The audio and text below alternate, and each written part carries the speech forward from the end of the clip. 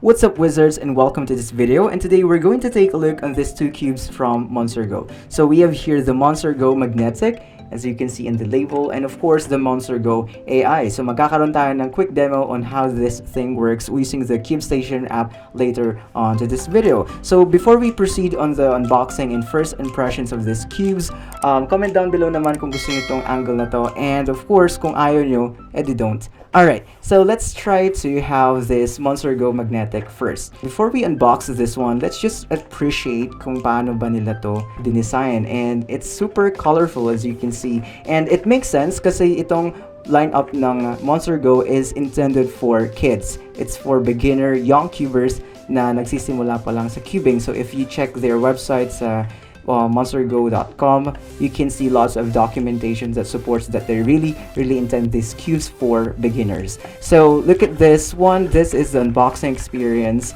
and as you can see, there are lots of space right here. So unused space, and I'm not an advocate for this kind of unboxing or this kind of package because for obvious reasons, you know. So sa box meron tayong pamphlet. It's actually, you know, standard in this kind of unboxing. So we have here the Chinese side, and this one is the English side or tutorial. Well, anyway, ililink ko na lang sa video na to or sa baba yung Tagalog tutorial ng 3x3 beginner method. Alright, so in this one, okay, look at this one. This is the kind of unboxing experience you can have. So, kung mapapansin nyo, yung logo is not GAN, even though sub-brand siya ng GAN, and it is actually cute because it looks like Snorlax. So, before we turn this cube, pansinin muna natin yung exterior niya, and it is matte plastic. Hindi siya masyadong grippy, katulad ng ibang mga cubes out there dyan, katulad ng Yushin. It is very grippy kasi nga gloss yung plastic niya, pero ito, it is actually matte. So first feeling is ang tigas. I mean, it's very solid, I guess. So parang ang bigat niya para sa isang GAN cube. Alright, mamaya magkakaroon tayo ng full review during the solves later onto this video. So first turns, I guess. Okay. Interesting. Okay. Oh, sorry. So that is why I don't like frosted plastic or matte plastic. It slips out of my hand and nakakairita yun kapag nagsosolve ka. Oops. Ayun, no?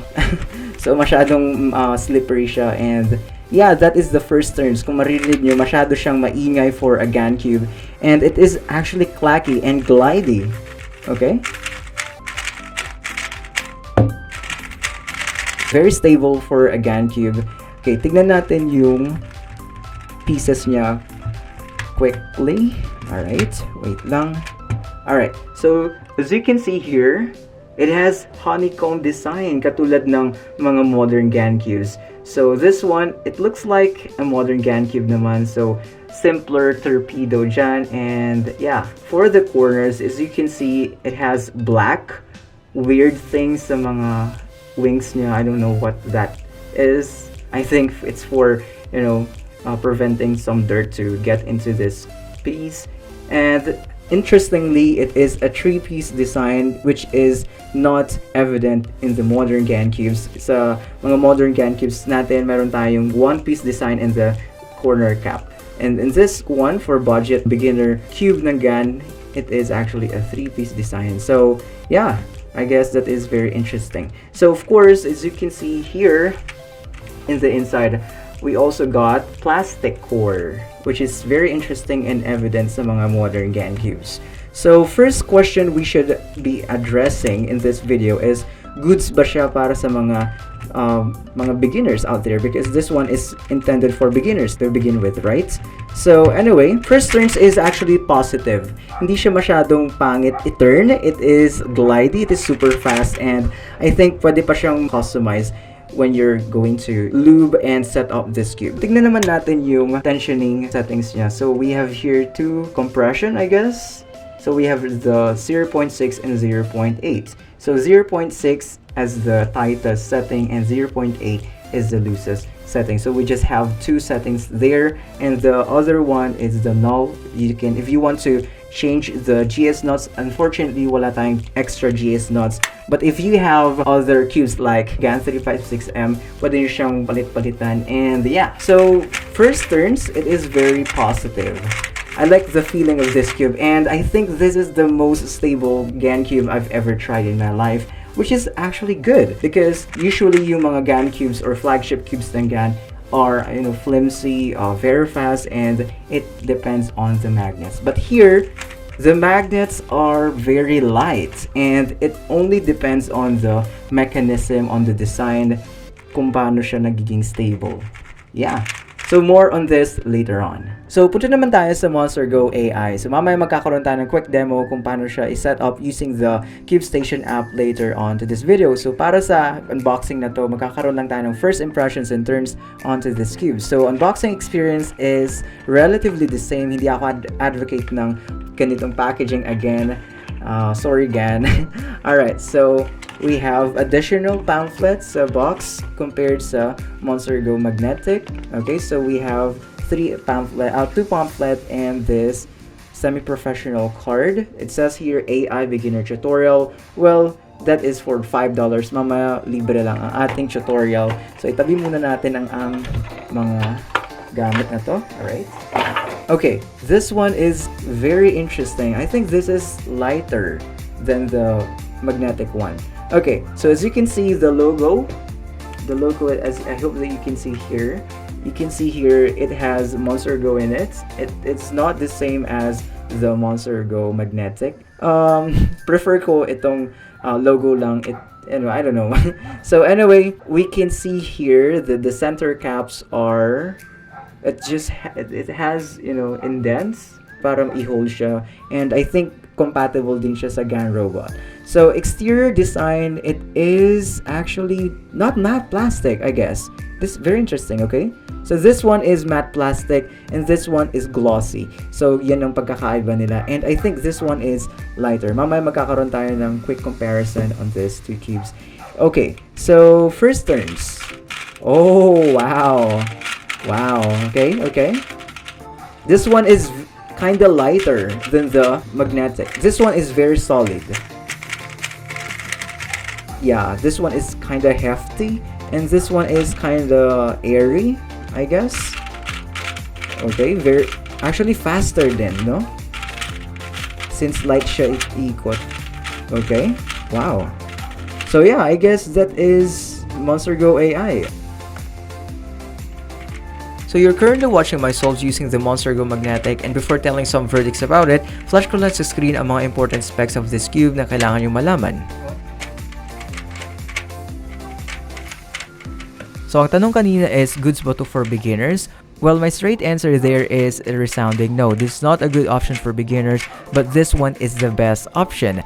Not considering the price, because if you consider the price, the best option there is obviously RS3M 2020. Pero hear me out, kasi lagi itong sinasabi ng mga kaibigan ko na tinuturuan ko kung paano mag Rubik's Cube, bakit ang bilis, bakit ang dulas, bakit ang gaan ng Rubik's Cube mo, Pure Savior, nakaka-overwhelm naman, nakaka-discourage matuto. Well, that is actually the scenario or problem na gustong i-address ng Monster Go lineup. Ayaw nilang masyadong na-stress yung mga beginners pagdating sa speed cubes na masyadong mabilis or magaan para sa kanilang taste. Because again, they don't have finger tricks or they don't have turning speed, ganyan. So, again, sometimes lucky, sometimes heavy turning, but that's okay because they are beginners, and I think in that reason alone, the Monster Go Magnetic Cubes are the best option for them. Now, punta naman tayo sa Monster Go AI, but again, flash ko lang ulit mga basic specs niya na kailangan yung malaman. So, it is 56mm, it weighs 81 grams, so it is noticeably lighter than the Monster Go Magnetic kanina. So, it has approximately 280 hours of battery life, interchangeable and not rechargeable, which is kinda sad, but that's okay kasi hindi ka naman nag-expect ng rechargeable design or feature sa isang AI cube sa ganitong price range. It has stable air design, which is, in my opinion, a very competitive design. Pwede mo siyang actually gawing speed cube kahit hindi connected sa Cube Station app. Just like we're watching, I get an easy low 8 average using this Monster Go AI. So is this good for beginners? That's a straight yes, and of course a resounding yes again for intermediate and advanced cubers.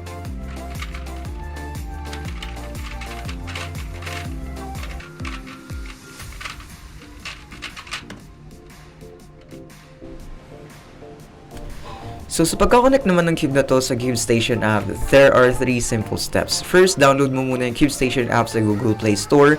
Next is to set up your account. This is an important step sa setup na to.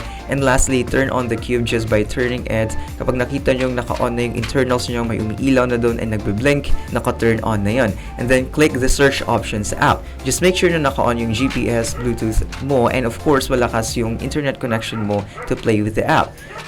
So here, I tried to use the timer and it works perfectly well. So just make sure na medyo malakas yung internet connection nyo to run the app, and that is an essential thing in the AI experience using this cube.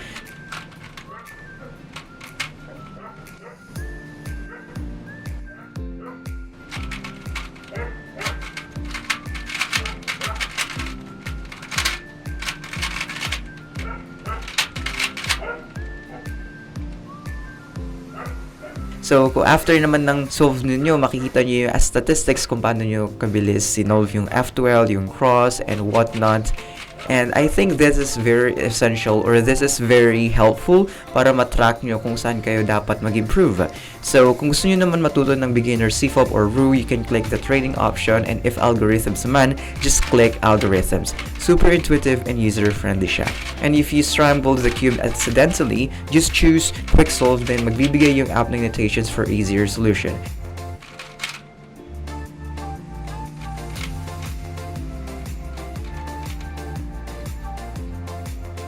So yeah, that is our review about these 2 cubes from Monster Go. Goodbye and happy cubing!